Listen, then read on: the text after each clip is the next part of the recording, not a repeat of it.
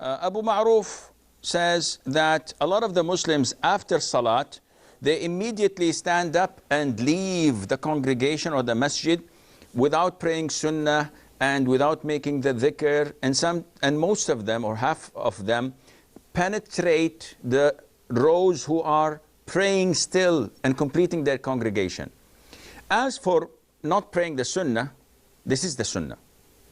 The sunnah of the Prophet ﷺ is to pray your voluntary prayers in home, not in the masjid. And the Prophet had said this ﷺ, that the best of the prayers of an individual is in his home, except for the fard prayer. It has to be done in the masjid.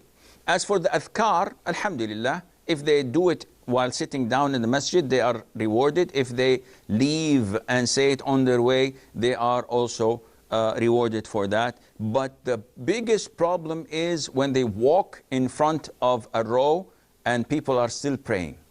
The Prophet said, ﷺ, if a person knew the punishment for crossing someone who is praying between, that is, him and his sutra, or between his feet and the place he puts his forehead in, if a person knew the punishment, he would have stood there for 40.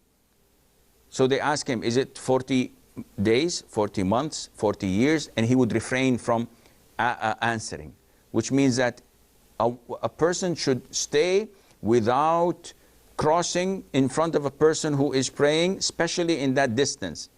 And this is a grave sin and a major sin, that we are allowed while praying to push back this individual and to fight with him if he insists on crossing.